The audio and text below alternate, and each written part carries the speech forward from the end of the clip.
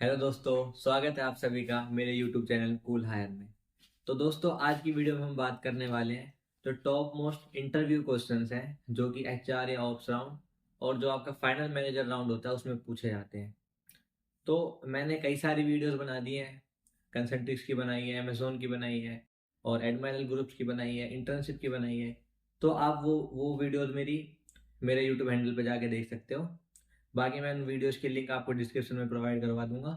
लेकिन अब क्वेश्चन ये उठता है कि वीडियो तो बन गई है, तुम्हें हायरिंग का भी पता चल जाएगा, लेकिन इंटरव्यू में कौन कौन से क्वेश्चन पूछे जाएंगे, हम इंटरव्यू की प्रिपरेशन कैसे करें।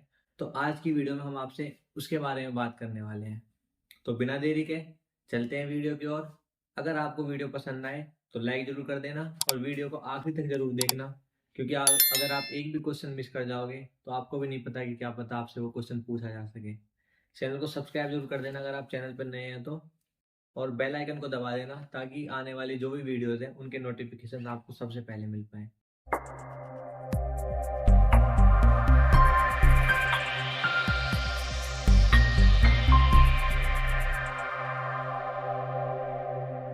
तो दोस्तों, जो भी प्राइवेट सेक्टर या कॉरपोरेट सेक्टर है और गवर्नमेंट इंटर्नशिप्स हैं, उनमें जो जैसे कि मैंने आपको पिछली वीडियोस में बताया कि आपका जो सेकंड स्टेज है या जो आपका थर्ड या फोर्थ स्टेज है प्राइवेट सेक्टर में, वो आपका एचआर ऑप्स इंटरव्यू और आपका मैनेजर इंटरव्यू राउंड होगा। तो आपसे उनमें कौन कौन से क्वेश्चन पूछे जाएंगे, तो जो फ्रेशर्स के लिए है, चाहे फ्रेशर्स हो चाहे एक्सपीरियंस हो, सबसे पहले आपसे ये क्वेश्चन जरूर पूछा जाता है कि tell me about yourself या please introduce yourself first. जैसे आप बैठोगे आपसे ये क्वेश्चन डायरेक्ट पूछ लिया जाएगा। तो आपको क्या ट्राई करना है जो आपने सीवी में लिख रखा है आपको उससे अलग बोलना है, क्योंकि ये क्वेश्चन एक ऐसा है कि हमें ये क्वेश्चन बहुत ईजी लगता है कि अपने बारे में तो हमें सब पता है, हम आराम से बता सकते हैं कि मेरा नाम ये है, मैं यहाँ पढ़ता था और यहाँ मैंने काम किया है। लेकिन इस क्वेश्चन के आंसर के बेस पे आपको एचआर जज कर लेगा कि आपसे आगे के क्वेश्चन पूछे जाए या नहीं। तो आपको इस क्वेश्चन का आंसर कुछ थोड़ा हट के देना है। जैसे कि सबसे पहले आपको अपना फुल नेम इंट्रोड्यूस करना है, फिर आप कहाँ से बिलोंग करते हो। उसके बाद आपको अपना जो एजुकेशनल बैकग्राउंड है वो आपको ब्रीफ करना है। सिंपली ये नहीं बोल देना कि I recently graduated from this college. वो वो तो सीवी में भी लिखा हुआ है, लेकिन आपको थोड़ा अलग बोलना है।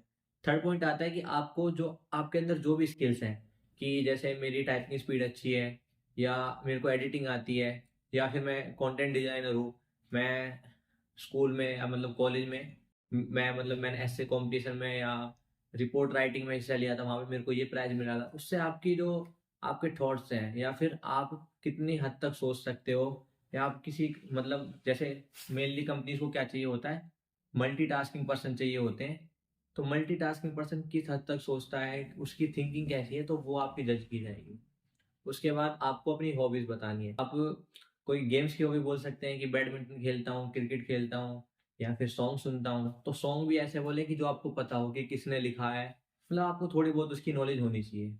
उसके बाद आपसे दू, आपसे दूसरा क्वेश्चन वो पूछता है कि what do you know about our company.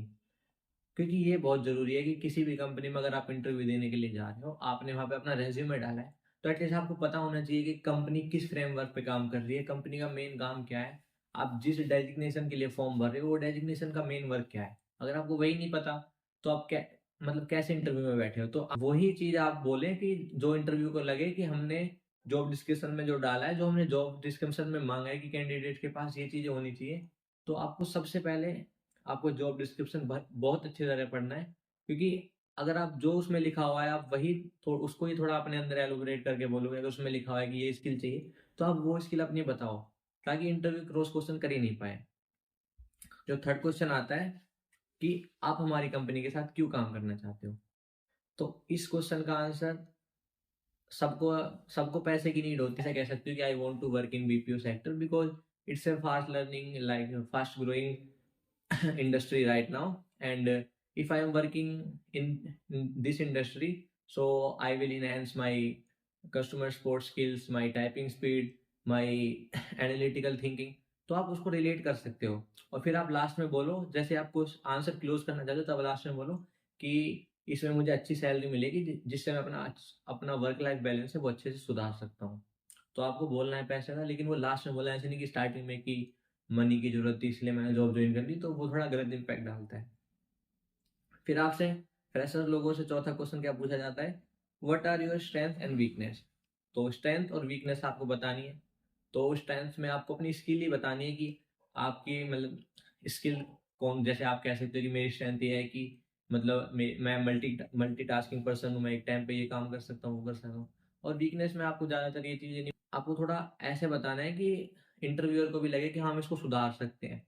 अब अगर तुम कहो कि मैं शाही हूँ, मैं बोल नहीं पाता हूँ लोगों के आगे, तो वो इंटरव्यूअर आपका नहीं सुधार सकता। लेकिन अगर आप बोलोगे कि कई बार मैं क्या हो जाता हूँ कि अगर मुझे लगता है कि मैं काम कर रहा हूँ और अच्छे से कर रहा हूँ, तो मैं ओवर कॉन्फिडेंस हो जाता हूँ, तो उसमें मैं कुछ गलती कर बैठता हूँ। तो अगर आप ये बोलोगे, तो उसमें उसमें भी आपकी क्वालिटी दिख रही है कि आप काम करते हो, अच्छे से करते हो, लेकिन आप ज़्यादा ओवर कॉन्फिडेंस हो जाते हो, तो वो आपको सुधार दिया जाएगा। बाद में आप या आपको जो आपका टीम लीडर एसएमई है, वो आपको थोड़ा समझाएगा कि आपको ऐसे काम करना है, इस बेस पे काम करना है, आप ये हमारा टारगेट इतना है। तो उसके बाद ये आता है कि how do you handle challenges और स्ट्रेसफुल सिचुएशंस। तो अगर आपके जीवन में कोई स्ट्रेसफुल सिचुएशंस आई है या कोई चैलेंज आया है, तो आप उसको कैसे हैंडल करते हो या करोगे। तो आपको वो भी, इसमें सिंपल आंसर है कि स्टे काम, और अच्छे से सोचना है या सामने वाले की सुननी है। क्योंकि अगर आपके अंदर एक्टिव लिसनिंग नहीं है, तो आप किसी के भी जो क्वेश्चंस हैं या किसी की भी प्रॉब्लम है, वो उसको आप रिजॉल्व नहीं कर पाओगे। क्योंकि बीपीओ सेक्टर में मेनली हमें जो कस्टमर्स आते हैं उनकी ही क्वायरीज को रिजॉल्व करना है, और वो आप तभी कर सकते हो जब आपके अंदर एक्टिव लिसनिंग है।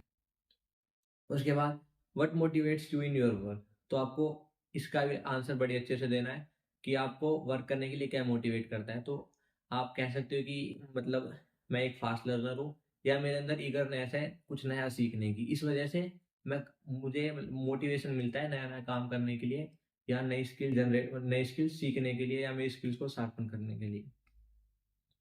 उसके बाद तो आपसे ये क्वेश्चन भी पूछेंगे कि आपने कोई इंटर्नशिप की है या नहीं की। अगर आपने की है, तो आप उसका अच्छे से बताओ, या आप इंटर्नशिप आपने की है, तो बेटर ये रहेगा कि आप उसको सीवी में भी लिखो, और जब आप अपना कि इंट्रोड्यूस योरसेल्फ, आप उसमें भी अपना जो प्रोफेशनल जो एक्सपीरियंस है आपका इंटर्नशिप में, वो आप अच्छे से डिटेल में उन्हें बताओ।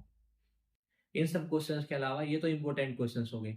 तो कुछ एक क्वेश्चंस होते हैं, जैसे कि कुछ इंटरव्यूअर्स पूछ लेते हैं, अगर तुम अच्छे से बोल नहीं रहे हो, कि उन्होंने पूछा वीकनेस कि मैम ये वो, तो आप नहीं बता पा रहे हो, तो फिर वो जनरल क्वेश्चन पूछने लग जाते हैं कि ताकि आपकी प्रोनाउंसिएशन स्किल्स, आपकी इंग्लिश फ्लुएंसी, या आप कितनी कॉन्फिडेंस से बोल सकते हो, आपकी नॉलेज चेक करने के लिए आपसे पूछ लेते हैं कि speak 2 minutes for social media, speak 2 minutes on the topic of education.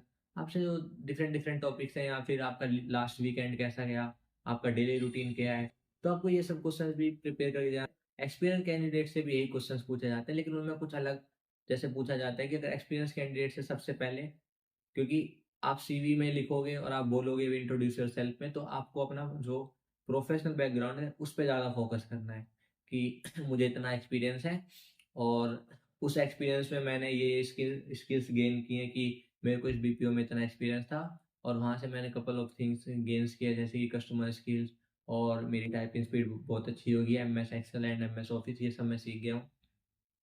Mainly आपको एमएस ऑफिस और एमएस एक्सेल तो बोल ही देना है हर चीज़ में, क्योंकि ये बहुत ही बेसिक कंप्यूटर नॉलेज आपको होनी ही चाहिए। अगर आपको नहीं है, आप बोल दो, आपको बाद में सिखा दिया जाएगा। अब एक्सपीरियंस कैंडिडेट से जो दूसरा क्वेश्चन पूछा जाता है, उनके जैसे वो एक्सपीरियंस बताएंगे, उनसे तभी क्रॉस क्वेश्चन कर दिया जाएगा कि आपने लास्ट कंपनी क्यों छोड़ी। तो फिर आपको इसका जवाब आप कह सकते हो कि प्रोसेसर है, या तो आप, मैं तो कहूँगा कि जो सच है आप वही बोलो, क्योंकि उससे थोड़ी सच्चाई दिखती है कि हाँ मतलब ठीक है, वहाँ इसने गलती की है, यहाँ पे नहीं करेंगे। लेकिन अगर आप बोल दोगे कि कंपनी अच्छी नहीं थी, बॉस से लड़ाई हो गई थी, तो वो सब थोड़ा, अगर आप कंपनी के बारे में बुरा बोलोगे, तो उन्हें भी लगेगा कि कल को हमारी कंपनी भी इसी टाइम फ्रेम में छोड़ सकता है। तो आपको पिछली कंपनी की बुराई नहीं करनी, चाहे आपके साथ पिछली कंपनी में कुछ भी हुआ हो। आपको ज़्यादा अच्छा ना बोलो, तो कम से कम इतना तो बोल दो कि हाँ, वहाँ पे अच्छा काम था, मैंने वहाँ से बहुत कुछ सीखा है, ये सीखा है, वो सीखा है। तो आप ऐसे बोल सकते हैं। एक्सपीरियंस कैंडिडेट से पूछा जाता है कि ऐसी कोई कंडीशन बताओ जब आपने कोई स्ट्रेसफुल या फिर कोई फ्रस्ट्रेटेड कस्टमर्स को एक पॉजिटिव कस्टमर्स में आपने चेंज किया। तो उसमें आपको 4-5 चीज़ों का ध्यान रखना है, जो आपको 4-5 पॉइंट बोलनी है। सबसे पहले कि मैंने उस सिचुएशन में मैं काम रहा, मैंने वो जो कस्टमर है उसको एपोलाइज किया, एम्पैथाइज किया, उसके बाद अच्छे से सुना, जो कि एक्टिव लिसनिंग में आता है, फिर एम्पैथाइज एंड एपोलॉजी, और फिर एक्नॉलेजमेंट किया कि आपका ये इशू है, फिर आप उसको जो कुछ अल्टरनेटिव्स, जैसे कि कस्टमर फ्रस्ट्रेटेड तभी होता है कि जब हम पॉलिसीज के अगेंस्ट नहीं जा पाते हैं और पॉलिसी कहती है कि हम इसका रिजोल्यूशन नहीं दे सकते अच्छे से, जैसे कस्टमर को रिफंड चाहिए और आप नहीं दो, तो क्योंकि वो पॉलिसी के अकॉर्डिंग आप नहीं दे सकते, लेकिन आप कस्टमर मानेगा नहीं, तो आपको क्या करना है, कुछ अल्टरनेटिव ऑप्शन देने हैं, जैसे कि आप कोई कूपन फ्री दे सकते हो कि हम मैं आपको ये कूपन दे सकता हूँ जो आप अपने नेक्स्ट प्रोडक्ट पे अप्लाई कर सकते हो, या फिर आप कस्टमर को थोड़ा होल्ड पे रखो, लेकिन उससे बार बार उसको समझाते रहो कि हाँ मैं तुम्हारी हेल्प कर रहा हूँ, मैं तुम्हारी हेल्प कर रहा हूँ। ऐसा नहीं कि बस हाँ मैं तुम्हारी हेल्प कर रहा हूँ फिर आप उसको छोड़ दो, आप अपने मैनेजर से बात कर रहे हो, ऐसा नहीं, आपको उसको बार बार इंगेज करना है। अगर तब नहीं हो तो आप उसको बोलो कि 3 से 5 दिन के अंदर आए, फॉलो अप करो उसको, कस्टमर को, और उसके बाद उसका रिजोल्यूशन, क्योंकि अगर आप फॉलो अप के बाद उसको रिजोल्यूशन नहीं देते हो तो भी वो नेगेटिव कस्टमर्स के रूप में आपको गलत रेटिंग दे। उसके बाद एक्सपीरियंस है, एक्सपीरियंस कैंडिडेट से उसके बाद सिर्फ यही पूछा जाता है कि आपकी लास्ट इंडियन सैलरी कितनी थी और आप क्या सैलरी एक्सपेक्ट करते हो। उन्हें भी पता है कि वो आपको कितनी सैलरी दे सकते हैं, लेकिन आपको एक एग्जैक्ट अमाउंट नहीं बोलनी कि 20,000 या 25,000, आपको उसके एक बिटवीन में बोलना है। अगर आपको लगता है, क्योंकि आप पहले रिसर्च करके जाओ कि इस पोस्ट पे वो कितनी सैलरी दे रहे हैं एक्सपीरियंस कैंडिडेट्स को, और उसके अकॉर्डिंग आप बोलो कि अगर आपको दिख रहा है कि ये अपने कैंडिडेट्स को इतनी सैलरी दे, तो आप बोलो कि अराउंड 25 to 30, तो वो आपको तब बोलेंगे कि हम आपको 28,000 दे सकते हैं, तो आप एग्री हो या नहीं, तब आप बोलोगे कि हाँ मैं एग्री हूँ या नहीं हूँ। अगर आप नहीं है तो आप बोलो कि सर लाइक थोड़ा और हो सकता है, अगर वो मान जाते हैं तो ठीक है, नहीं आप 28 पे राजी हो जाओ, लेकिन ऐसा नहीं है कि आप सीधा कह दो कि मुझे तो 29,000 चाहिए और वो 29,000 नहीं दे पाए, तो फिर उसमें यही होगा कि आपका सारा इंटरव्यू बहुत अच्छा गया है, लेकिन लास्ट में सैलरी एक्सपेक्टेशंस के चक्कर में आपका सिलेक्शन नहीं हुआ, तो आपको ऐसा नहीं करना है। उसके बाद कुछ एक क्वेश्चंस होते हैं कि जो आपको, जैसे कई बार होता है ना कि जब आपका जैसे इंटरव्यू अच्छा हो जाता है तो वो लोग एक ये भी ट्राई करते हैं कि सामने वाले को हमारी कंपनी के बारे में जानना कितना अच्छा लग रहा है या वो क्या क्या जानना चाहता है, तो वो कहता है कि आपके और क्वेश्चंस कुछ हैं हमसे पूछने के लिए, जैसे अब उनका तो ओवर हो गया, अब आप क्या पूछना चाहते हो, तो आप उनसे ये सब पूछ सकते हो कि जैसे कि what type of skills is the team missing that you are looking to fill with a new है, कि जो आपकी जो पिछली टीम है उसमें क्या क्या स्किल्स मिसिंग है जो आप न्यू हायर कैंडिडेट्स हैं उनमें आप देखना चाहते हो। तो ये बहुत ही लाइक मतलब एक अच्छा इंप्रेशन करता है कि हाँ सामने वाला हमसे कुछ पूछना चाहता है कंपनी के बारे में, उसको ईगरनेस है जानने की, उसको काम करने की ईगरनेस है, तो ये एक ग्रेट इंप्रेशन डालता है। आप दूसरा क्वेश्चन पूछ सकते हैं कि what's the most important thing I should accomplish in the first 90 days, आप ये भी पूछ सकते हो। ऐसे ही आपको 4-5 क्वेश्चन और हैं जो आप पूछ सकते हो, जो जिससे आपका एक बहुत ही अच्छा इंटरव्यू जाएगा और आपके सिलेक्शन होने के 100% चांस होंगे। तो आज की वीडियो में इतना ही, आपको मिलते हैं आगे ऐसी ऐसी नई नई वीडियोस के साथ। अगर आपको वीडियो अच्छी लगी हो तो वीडियो को लाइक जरूर कर देना और शेयर जरूर कर देना, और अगर आपने अभी तक चैनल को सब्सक्राइब नहीं करा हो तो चैनल को सब्सक्राइब जरूर कर देना। मिलते रहेंगे आपको ऐसे